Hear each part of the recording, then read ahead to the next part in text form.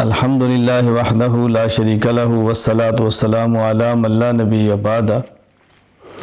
پارہ نمبر 8۔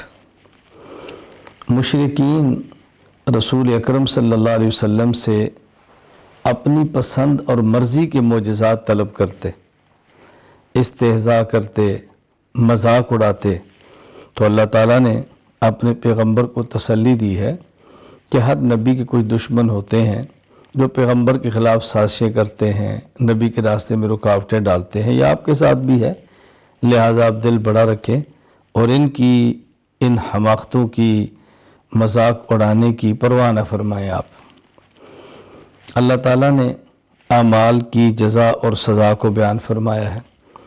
اچھا عمل ہے، اللہ اچھی جزا دیں گے۔ کوئی برا عمل کرتا ہے، اس پر بری جزا دیں گے۔ اچھے عمل پر بری سزا نہیں ہے اور برے عمل پر اچھی جزا نہیں ہے، ایک ترتیب سمجھائی ہے۔ پھر اللہ تعالیٰ نے اس بارے میں آگے مشرکین کی چند ایک حماقتوں اور بیوقوفیوں کا ذکر کیا ہے۔ اللہ تعالیٰ کے ساتھ اللہ کے غیر کو شریک کرنا بہت بڑی بیوقوفی ہے۔ پھر بیٹیوں کو قتل کرنا بہت بڑی بیوقوفی ہے۔ نسل اس سے چلتی ہے، اللہ تعالیٰ کی رحمت ہے، اس مساہرت کے رشتے قائم ہوتے ہیں۔ اگر یہ بیٹیاں نہ ہوتی تم کیسے پیدا ہوتے، آگے اولاد کیسے چلتی؟ کسی کی بیٹی نہ ہو تمہارے بیٹے کا نکاح نہیں ہوگا۔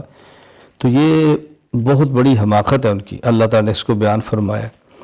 پھر مشرکین کی عادت بد تھی، بعض چیزوں کو خود حلال کہہ لیتے، بعض چیزوں کو خود حرام کہہ دیتے، اپنی مرضی سے حلال اور حرام کرتے رہتے۔ تو اللہ تعالیٰ نے ان کو سمجھایا ہے یہ بات کہ دیکھیں چاندے کی چیزیں تو یہاں بیان فرما دی گئی ہیں۔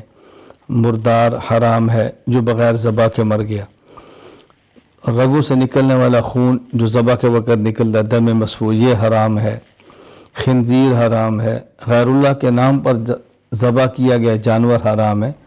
یہ چار بطور مثال کے ہیں، ورنہ اس کے علاوہ بھی حدیث میں جانوروں کا ذکر ہے جو کہ حرام ہے۔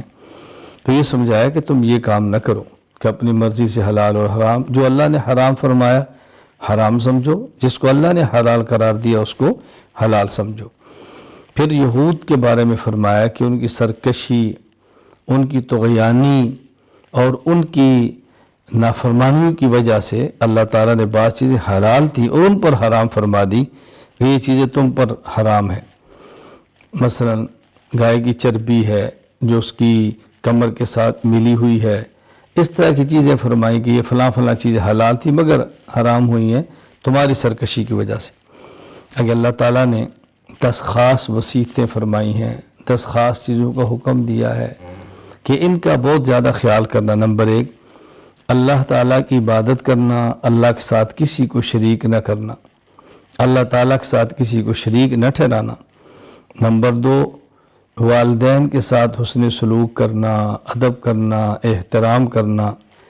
نمبر 3، اپنی اولاد کو قتل نہ کرنا، خدشہ ہے رزق کہاں سے ملے گا، کھائیں گے کہاں سے، رزق تو ہم نے دینا ہے اللہ تعالیٰ نے۔ بے حیائی اور ہر قسم کے برے کام سے بچنا، اور ویسے بھی کسی آدمی کو ناحق قتل نہ کرنا۔ یتیم بچوں کے مال میں بطور خاص ناجائز تصرف نہ کرنا کہ ان کے سر پہ کوئی نہیں تو منمانی کر لو۔ ناپ توڑ میں کمی نہ کرنا، عدل و انصاف کرنا، اللہ کے عہد کو پورا کرنا، اور صرف صراط مستقیم پر چلنا۔ یہ 10 خاص وصیتیں فرمائی ہیں کہ ان کا بہت زیادہ خیال کرنا۔ پھر اللہ تعالیٰ نے اسی بارے میں 2 بہت بڑی نعمتوں کا ذکر فرمایا ہے۔ نمبر 1، قرآن کریم دائمی، ابدی اور ہمیشہ کا معجزہ ہے، ہمیشہ کا معجزہ ہے، یہ اللہ کی بہت بڑی نعمت ہے۔ پھر اللہ تعالیٰ نے انسان کو عظمت دی ہے، انسان کو عزت دی ہے، یہ اللہ تعالیٰ کی بہت بڑی نعمت ہے۔ اور بھائی چارہ قائم کیا ہے، رشتے قائم کیے ہیں، خدا کی بہت بڑی نعمت ہے۔ تو اللہ تعالیٰ نے ایک بہت بڑی نعمتیں ذکر فرمائیں کہ اس کا شکر کرو۔ نمبر 1، قرآن کریم تمہیں دیا ہے جو بہت بڑی نعمت ہے۔ نمبر 2، انسانیت کی عظمت عزت دی ہے، تمہارے لیے بہت بڑی نعمت ہے۔ بھائی چارے کا بیان ہے جو کہ بہت بڑی نعمت ہے۔ پھر یہ بات سمجھائی کہ دیکھو شیطان تمہارا دشمن ہے، اس کے کچھ خاص اہداف اور ٹارگٹ ہے، اس کو سمجھو۔ ایک اس کا بہت بڑا ہدف یہ ہے بے حیائی پھیلاؤ۔ بے حیائی کہاں سے ہے؟ انسان کو ننگا کرو، اس سے بے حیائی پھیلتی ہے۔ لہذا تم اپنے لباس کا بہت زیادہ خیال کرو، لباس کا بہت زیادہ خیال کرو۔ اس لیے ہمیں مصنون لباس پہننے کا خیال کرنا چاہیے۔ خواتین کو پردے کا بہت خیال کرنا چاہیے، اپنے جسم کو پردے کے اندر چھپا کر رکھیں، محفوظ رکھیں، اس کا بہت زیادہ خیال کریں۔ مشرکین کے بعض اعمال بد اور قبیح اعمال کا ذکر کیا ہے، اور ایسے عجیب لوگ ہیں طواف ننگا کرتے ہیں اور کہتے ہیں اس کا اللہ نے ہمیں حکم دیا ہے۔ یہ بے حیائی کے کام کے اللہ کیسے حکم دے سکتے ہیں؟ یہ بہت بڑی ان کی گندی عادت تھی۔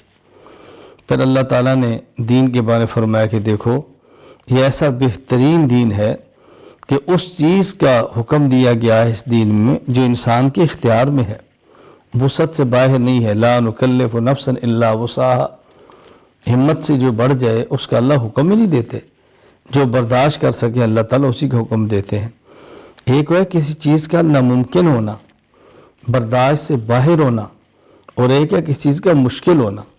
شریعت کا کوئی حکم ناممکن اور برداشت سے باہر نہیں ہے، ہاں البتہ کچھ مشکل ہوتا ہے، تبھی تو عمل کرنے پہ اللہ تعالیٰ اجر عطا فرماتے ہیں۔ پھر اللہ تعالیٰ نے اس سورہ اعراف میں ذکر فرمایا ہے، ایک طرف جنت والے ہیں، ایک طرف جہنم والے ہیں، درمیان میں ایک دیوار ہے جس کا نام اعراف ہے۔ جنت والے جہنم والوں سے کہتے ہیں اللہ نے ہمارے ساتھ جو وعدہ کیا سچا تھا، ہمیں پا لیا، تمہارے ساتھ جو وعدہ جہنم کا تھا دیکھو تمہیں بھی مل گیا ہے۔ اب یہ اعراف والے ہیں جن کے اعمال نیک اور بد برابر ہیں، یہ کچھ عرصہ اعراف پر رہیں گے جنت اور جہنم کے درمیان، بالآخر اللہ تعالیٰ ان کو بھی جنت میں داخل فرما دیں گے۔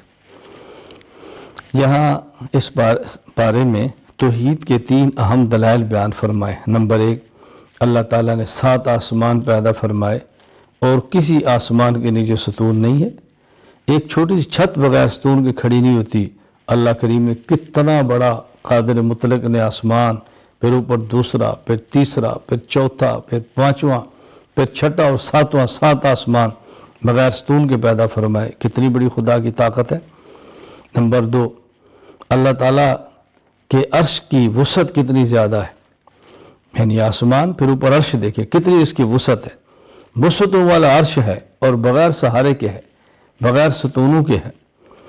اور اللہ تعالیٰ نے پھر سورج اور چاند کی تخلیق بتائی، سورج کیسے پیدا فرمایا، چاند کیسے فرمایا، کتنی بڑی یہ مخلوق ہے۔ اللہ تعالیٰ اپنی قدرت اور اپنی طاقت سے اس کو چلا رہے ہیں۔ بس یہاں ایک بات ذہن نشین فرما دیں، جہاں بھی قرآن کریم میں اللہ تعالیٰ کے عرش پر مستوی ہونے کا ذکر ہے، اس کا معنی ہرگز یہ نہیں ہے کہ اللہ تعالیٰ اپنی ذات کے اعتبار سے عرش پر بیٹھے ہیں یا عرش پر قائم ہیں۔ یہ اللہ تعالیٰ ایک صفت ہے جس کو اللہ تعالیٰ ہی جانتے ہیں اور ہم اس کا معنی صحیح ادا نہیں کر سکتے۔ بس اتنا ذہن میں رکھنا چاہیے کہ اللہ تعالیٰ عرش پر مستوی ہے۔ ہاں البتہ ہمارے بعض علماء نے سمجھانے کے لیے فرمایا ہے کہ مستوی علی العرش کا معنی ہے کہ اللہ تعالیٰ عرش پر غالب ہیں، اللہ تعالیٰ کا امر عرش پر ہے، اللہ تعالیٰ غالب ہے عرش پر بھی۔ یہاں پھر اللہ تعالیٰ نے 6 انبیاء علیہ السلام کے قصے بیان فرمائے، حکمتیں بیان فرمائیں، عبرتیں بیان فرمائی۔ وہ 6 انبیاء کون سے ہیں؟ حضرت نوح علیہ السلام، حضرت ہود علیہ السلام، حضرت صالح علیہ السلام، حضرت لوط علیہ السلام، حضرت شعیب علیہ السلام اور حضرت موسیٰ علیہ السلام۔ ان کا اللہ تعالیٰ نے ذکر فرمایا ہے۔ اللہ تعالیٰ ہمیں شرک سے بچنے کی، توحید اختیار کرنے کی توفیق دے، بری عادات سے بچنے کی، اچھی عادات اختیار کرنے کی توفیق دے، اہل باطل سے دور رہنے، اہل حق کے ساتھ چلنے کی توفیق عطا فرمائے۔ وآخر دعوانا ان الحمد للہ رب العالمین۔